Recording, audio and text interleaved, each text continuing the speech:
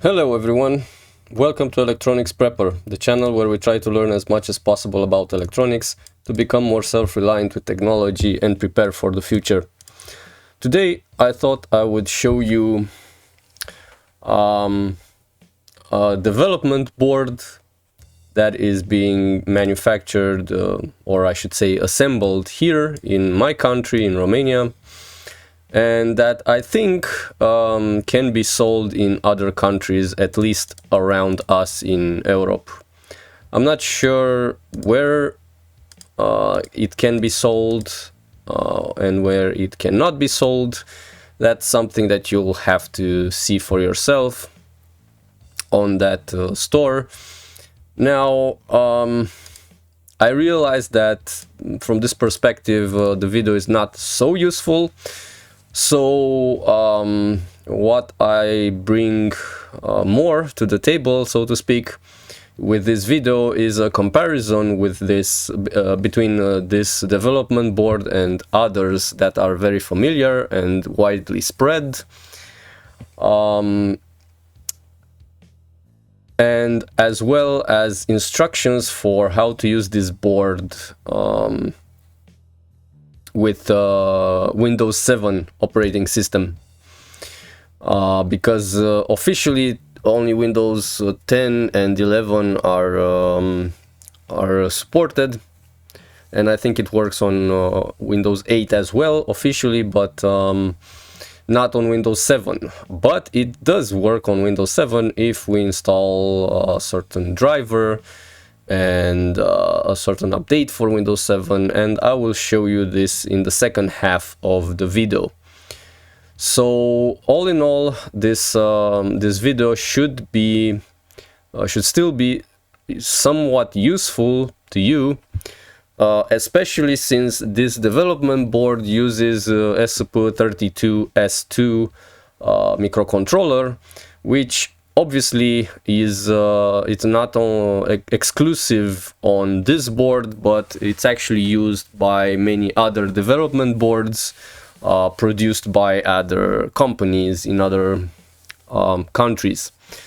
So all in all, I would say that this video still has a decent level of usefulness, and hence the reason why I'm creating this in English as well, because I've already created this in Romanian on my main electronics channel. So there's this local company called ArduShop, and they have decided this year to start producing a range of development boards similar to Arduino and similar to Raspberry Pi Pico. This is one of their models. They actually have several models. I'm not gonna be talking about the others.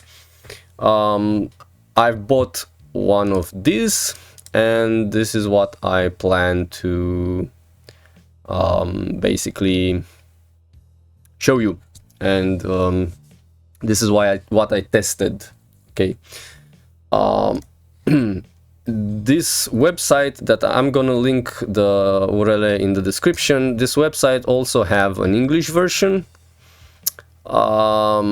which is mostly translated but not quite completely translated, and also you can switch the currency from Romanian currency to euros. Okay. Theoretically, practically it doesn't allow me. Anyway, like I said, you may be able or may not be able to buy this development board, but it doesn't matter. This development board comes with ESP32-S2 FN4R2 microcontroller, which is a pretty powerful one.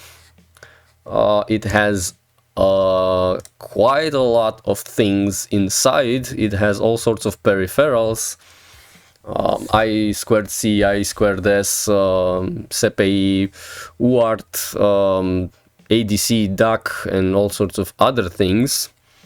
I find it very nice that they also included a DAC and not just an ADC. most boards, if not all of them, most microcontrollers have an ADC embedded, but I don't know how many of them have a duck, and this is particularly useful in some projects when we want to have a voltage generated, but not through the usual PWM, which is it's problematic because it doesn't really create a stable constant voltage. It creates actually an alternative current signal that you can filter and get to a relatively stable voltage, but not quite. It still varies within a certain range of values. Well, with a DUC you don't have this variation at all. You don't have this oscillation because a DUC outputs direct current, not alternative current. So yeah, having a DUC on a board can sometimes be very, very useful. The ADC has 13 bits, the DUC has 8 bits, but it's still pretty good. And what I like about this microcontroller is that it also has Wi-Fi embedded. Now, it's true that there is also a version of Raspberry Pi Pico, which it's the W version, which has Wi-Fi. I haven't tested it, I haven't played with it, but other than that, I don't know of any other development board that has Wi-Fi. Okay, not one with microcontroller. There are development boards with, like Raspberry Pi, Banana Pi, and so on, that are basically microcomputers, you know, that have Wi-Fi. But development boards with microcontrollers, not that many. Anyway, this is the layout of the board with all the GPIO pins and everything else. This is a PDF that you can download from the official page of the product from here.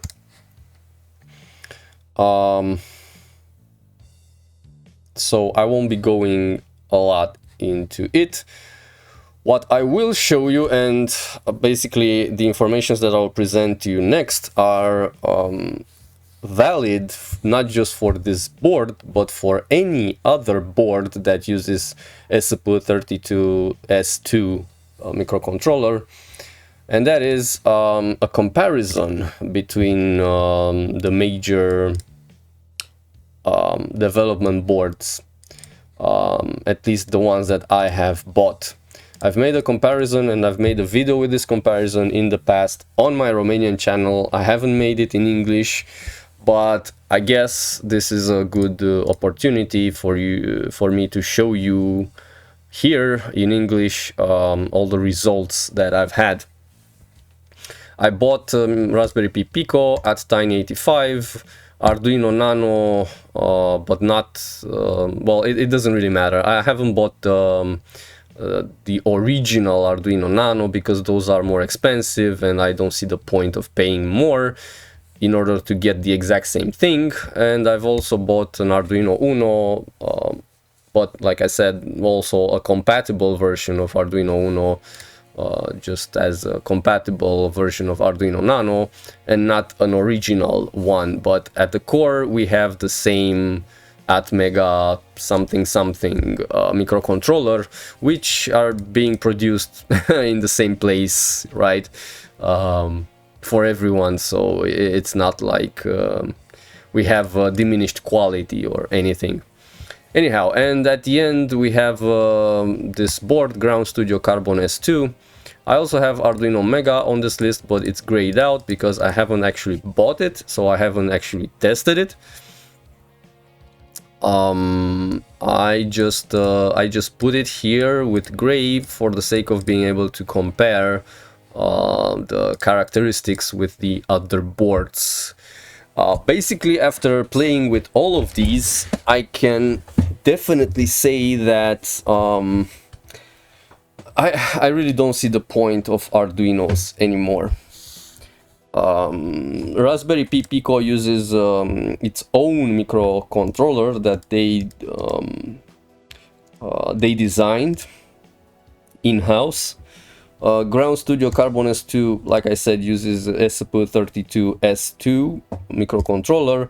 They are both a lot more powerful than any Arduino boards, any of those at mega something something microcontrollers. First of all, their frequency is way higher. The Raspberry Pi Pico microcontroller is also dual core, running at 133 megahertz. ESP32-S2 runs at 240 megahertz single core. Arduinos have 16 or 20 megahertz. So yeah, from the very beginning they cannot really compare that much.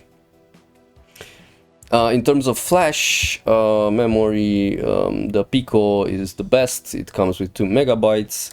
But after that comes this ESP32 based board, which has 128 kilobytes. When it comes to the RAM memory, this ESP32 is the best. It has 320 kilobytes, followed by 264 kilobytes the Pico, and the rest are just garbage, not worth mentioning. When it comes to I/O pins, GPIO pins, Pico is the best. It comes with 26 pins in total, not counting Arduino Mega, which has 54. It's by far the board with the most number of pins, but at least around here, Arduino, where I live, Arduino Mega seems to be hard to find nowadays. ESP32 only has 18 pins, but all of them are PWM channels. So you can have a total of 18 PWM channels, whereas for the other boards, for the Pico, you can only have 16, and for the Arduinos only 6. 15 for the Mega or 2 for the Tiny 85. When it comes to ADC channels, you have 10 ADC channels for the ESP32 board. It's only superseded by Arduino Mega with 16 channels. Again, if you manage to find Arduino Mega, the others have way less, like Arduino Nano is next one with 8 channels, then Arduino Uno 6 channels. Pico is the last one on the list with only 3 channels. However, the Pico has a nice bit depth of ADCs. The ADC has 12 bits, all the Arduinos come only with 10 bits, and ESP32 again wins this battle, so-called battle, with 13 bits of ADC. It has the biggest resolution. When it comes to ADC speed, which is something that I've tested, so far I've been talking about details that are publicly available, you know, the official specifications of these microcontrollers. From now on I will be talking about tests that I've done. When it comes to ADC speed, Pico has the best speed of them all. We can actually have 24,000 samples per second, and that is if we use just a regular Arduino IDE environment to code our code, to write our code and deploy it. They actually boast that you can have many more samples per second if you write pure C source code somehow and you compile it directly for the microcontroller. Next we have Arduinos that have about 6,000 samples per second. And next we have ESP32 with only 4,500 samples per second. It's still not that big of a deal because really we will not be gathering that much data through ADC that we need to have very high frame rates, high sample rates. Okay. When it comes to how powerful these processors are, I've discovered that by far ESP32 is way better than all the others. When it comes to integer calculations, I can have about 560,000 of iterations for a certain formula that I've used for all of them, because this is the way that I've benchmarked these boards. I have set up some formulas for integer calculations, floating point calculations, trigonometric calculations, and I've run the exact same formula multiple times. I've measured the time it took for those iterations to calculate, and then I just made some simple calculations to see this number of iterations per second.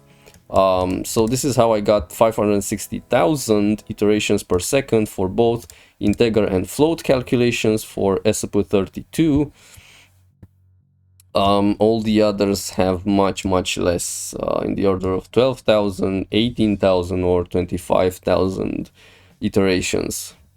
Also, when it comes to trigonometric calculations, ESP32 wins with about 50,000 iterations per second, followed by the Arduinos, who have 18,000, and Pico is the worst at calculating trigonometric functions with only 7,500 per second. The speed of the RAM, of the random access memory, seems to be very high because I failed to be able to properly benchmark it. Copying buffers of memory seems to be so fast that I just cannot calculate, I cannot properly measure the time difference. So yeah, this gets left out. I was only able to calculate this for the Pico, which is able to copy memory from one buffer to another with only 37 kilobytes per second. Last but not least, this ESP32-S2 comes with, like I said, with a 2-channel 8-bit DAC with battery charging. Well, actually, no, the Carbon S2 board comes with battery charging circuitry, and it also has Wi-Fi. The ESP32 microcontroller has Wi-Fi embedded, which is very nice because we can do all sorts of things with this board and have the data sent directly through Wi-Fi to one of our servers, one of our equipments, right, in our own network, which is definitely nice. As far as availability is concerned, well, that's not really relevant for you. This is the availability, the number of pieces available on local stores here in my country, so I guess we'll just skip over it. So overall, what I'm trying to say is that whenever you're buying a board, a development board with ESP32-S2 microcontroller, you are having clear advantage over all the other Arduinos and some serious advantages over the Raspberry Pi Pico. It is true that such a board will cost double or perhaps sometimes even more than a Pico, but as you can see, I've marked with green everything that is better for one board relative to the others. So with an ESP32-S2 microcontroller, we have more RAM than every other. We have more PWM channels, more ADC channels, higher bit depth for these ADC channels. We have a much more powerful microcontroller, a much more powerful processor inside the microcontroller, and we have a bunch of other nice things such as a DAC or Wi-Fi, or depending on the case, even a battery, lithium-ion or lithium polymer battery charging circuitry. That again does not belong to the microcontroller, it belongs to the board. So based on what board you buy, it might have this or it might not have this. So now let me talk a little bit about what tests I've done and what results I had. I'm not gonna go through the source code. I'm gonna put the source code on Patreon if you would like to download it and basically not start from scratch. Although I haven't done much. I have done a few tests with a digital a GPIO pin. Okay, I've repeatedly set it to 0 logic and to 1 logic without having any kind of delays. Let me see if okay. So by just running this loop with only these 2 instructions and nothing else, and without delays between digital writes, on the oscilloscope you will see that you will get about 420 something kilohertz waveform, but it's not 50% duty cycle. Now, I'm not saying this is the right way to do PWM signals, it's not. This is just a simple test to see the speed of the GPIOs, okay? It seems that it stays more on 1 logic than it stays on 0 logic, which kind of suggests me that setting up in 0 logic takes more time than 1 logic. Anyway, not that it matters that much, because we won't use these GPIOs this way, okay? What else? After this, I wanted to test the DAC and to see how fast it is and how good it is. So I have a variable that starts with 0 and is incremented up to 255 and then resetted. And we have the DAC write function, which basically writes, sets the DAC to have that particular value. If we do this, we will have a sawtooth wave. And if we take a look at that sawtooth wave, we see that it has about 200 something hertz frequency, and that it looks like this, which is exactly as we expected, I guess. Linearity is pretty good. By the way, both signals, both the one I showed you earlier and this one, go from 0 to 3.3 volts, okay? So it's not a 5 volt microcontroller like Arduino's, only 3.3 volts, so you'll have to pay attention to the voltages that you apply to these GPIOs. So based on the fact that we only get 200 hertz of frequency on the DAC, and that we have 255 levels, I've calculated that basically each DAC write call of the function requires about 20 microseconds to set that value, okay? I've also tested the ADC quickly, but I won't show you because it doesn't really matter. And then I've done all sorts of performance tests to basically measure the ADC speed, you know, how many reads per second can it do, and calculate how fast this processor can do mathematical calculations with integer numbers, and also with floating point numbers, and with some sinus, cosinus, and logarithm functions, so trigonometric functions, right? And at the end, I wanted to test, to play a little with Wi-Fi. Wi-Fi is pretty easy to set up. You include the Wi-Fi.h and HTTP client.h libraries. For the Wi-Fi, you have to call Wi-Fi.mode and set it to a station, which is basically a device that connects to Wi-Fi router or access point, because this microcontroller can be both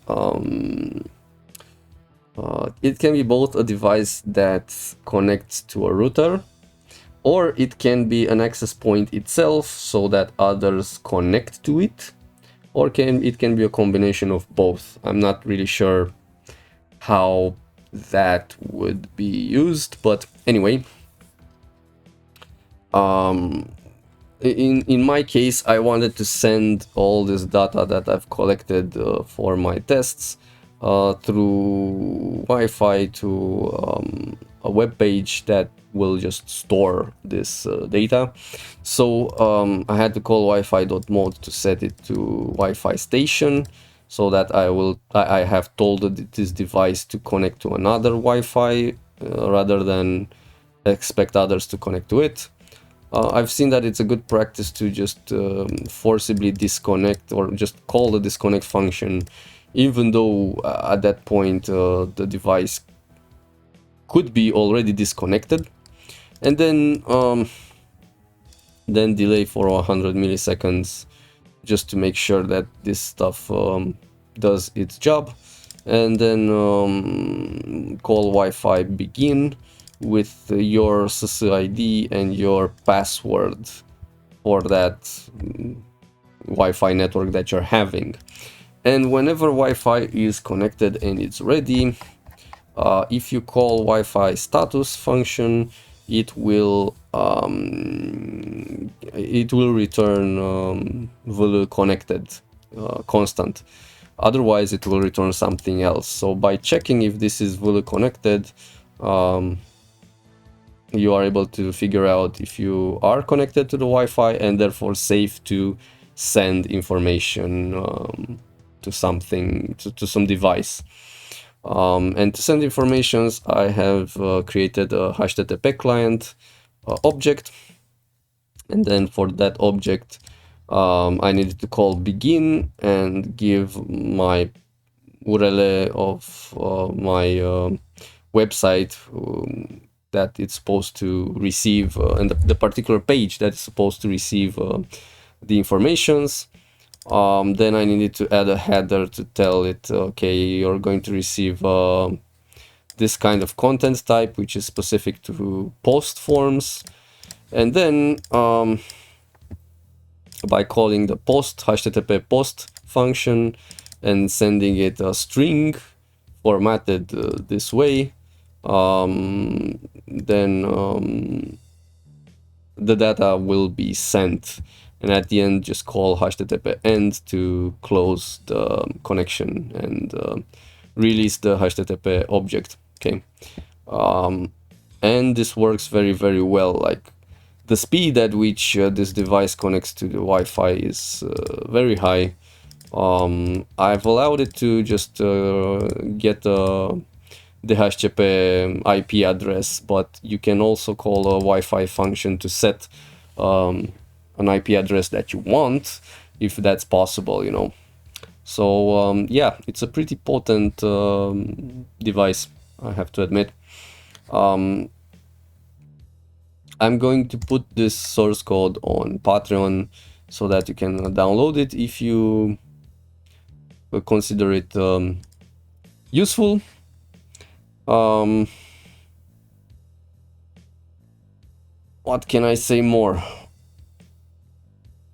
I definitely recommend this not just this board, but any board with a ESP32-S2 microcontroller, because running those tests gave me these results, which are very, very nice.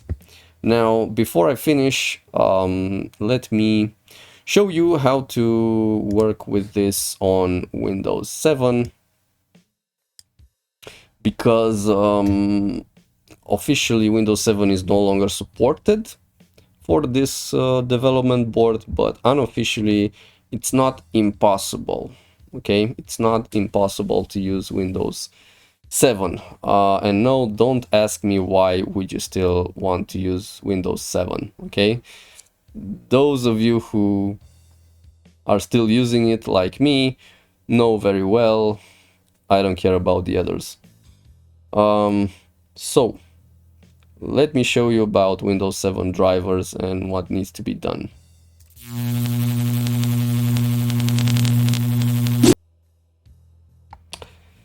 So the following things that I will show you, I have already done on a different laptop of mine. So I will just show you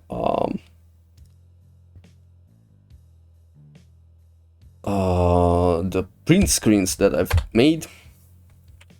When you're going to connect an ESP32-S2 device through USB cable to your computer, you're going to see in Device Manager at Other Devices category, you're going to see two such devices, okay, which will have an exclamation mark, and since it's at Other Devices, the computer does not know what they are. I will put a link in the description of this video towards the driver that you need to be installing. The driver is made of only two info files. You will need to modify those info files a little bit and then apply them here. So if you right click and select properties on these devices, you will get to have a window like this, okay, with 3 tabs, and the last tab is details. Now the following instructions will have to be done for both devices. Technically speaking, it's only necessary for one of them, but practically you will not know which one, so you'll have to do them both, okay. So right click on, take them one at a time, okay? Right click on one of them, choose properties, this window will open, go to the details tab, select hardware IDs from this combo box, and you will see these special strings, okay? You need this one, USB vid something and pid something and mi something, okay? You will need to copy this, and you will need to open the two info files of the driver with some plain text editor. I've used Notepad++. The simple Notepad is also an okay choice.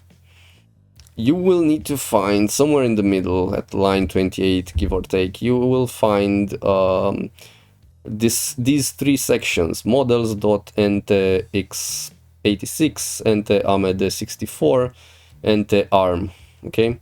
And you will need to write here that particular string from before, right? The one that I've highlighted, you see that I wrote here in all 3 places, okay?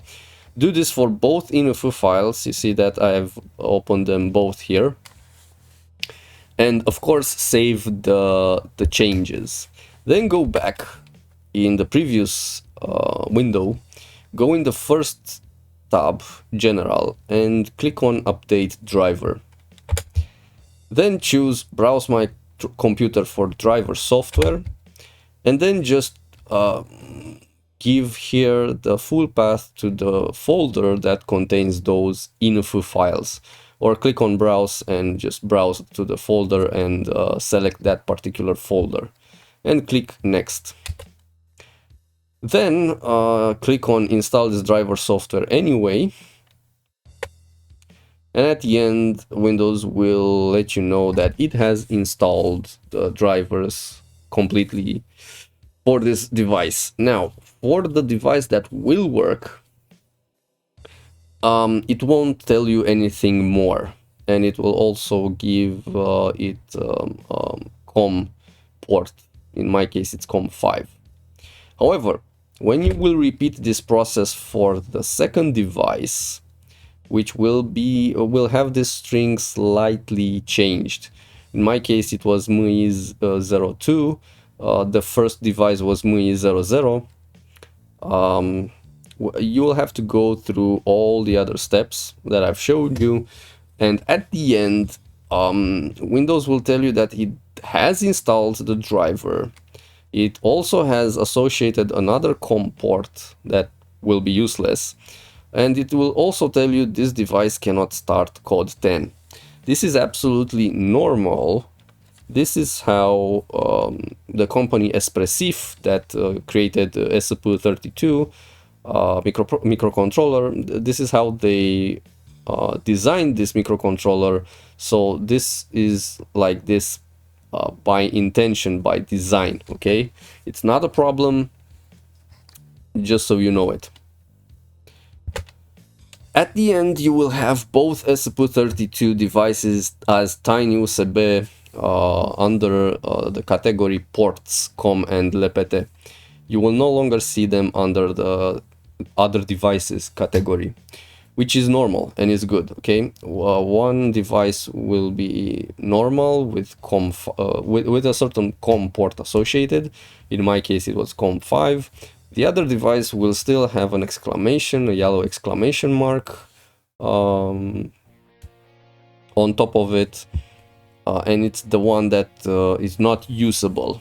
Okay, so from this point on we will be using COM5 to basically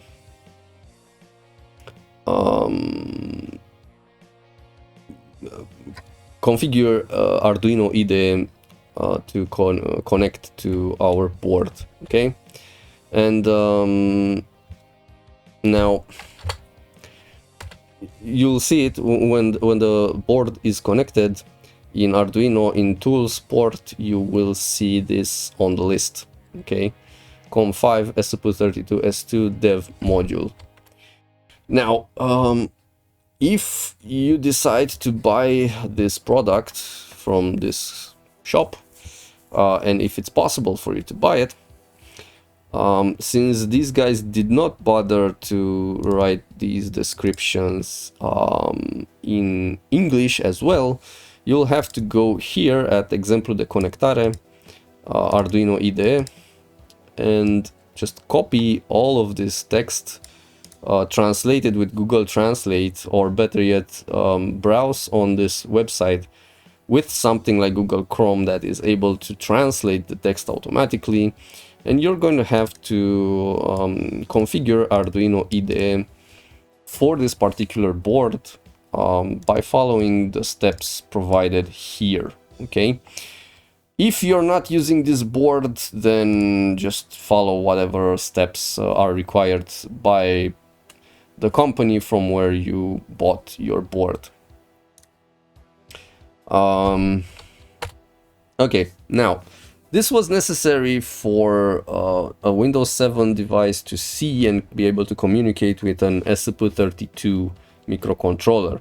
However, it's still not enough for Arduino IDE to do its job. It may be enough for some of you.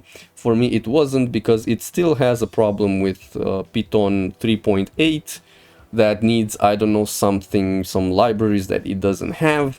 And so for that I needed to install some updates for Windows. There's a certain page on answers.microsoft.com where you can freely download a knowledge base update and a larger update about 500 megabytes or so. I will also post the link to this page in the description of this video. You will have to install one by one, first the knowledge base and then this big update, and at the end it will ask you to reboot your computer. And after that, you will be able to use Arduino IDE with your ESP32 board, okay? One last thing that needs to be mentioned, at least for this board, if not for others as well, working on Windows 7, is that this board needs to be put in boot mode, okay? And once it is put in boot mode, Arduino IDE is able to compile and push the binary code to the board. However, it is not able to reset it and have it working, okay? In order for you to be able to work with the board, you'll have to reset the board manually. And for that, Arduino IDE will throw this kind of error at the end. It will tell you, hey, this chip was placed into download mode using GPIO 0. esp2-python cannot exit the download mode over USB. To run the app, reset the chip manually, okay? This is not an error. This is normal for this particular kind of board or microcontroller, okay? So you'll just have to reset your microcontroller board and it will start working. This does, however, mean that you won't be able to have a serial communication with your computer. So from the board, you will not be able to throw texts, you know, debugging texts through the serial connection back at Arduino so that Arduino can display it on the screen. You'll have to do your debugging and just generally speaking, you'll have to send data some other ways, you know. Yeah, and that's pretty much it. I hope this is useful.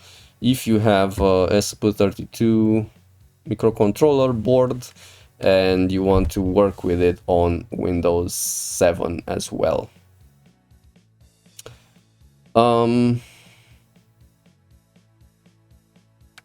Yeah, so that's about it.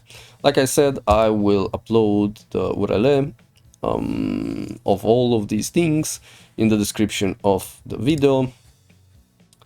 And I will also put the source code on Patreon to make it easier for you. I hope it was useful. I hope you learned something new. Thanks a lot for watching. Don't forget to subscribe and hit the like button if you would like to see more videos related to electronics. Also, please consider supporting my work on Patreon. Financial support is always welcomed. The faster I can buy components and development boards and devices, the faster I can learn things, and therefore the faster I can come here on YouTube and teach you as well through my videos, so that you don't have to waste so much time and energy like I'm wasting. Thanks a lot. I'll see you later in the next video. Bye bye.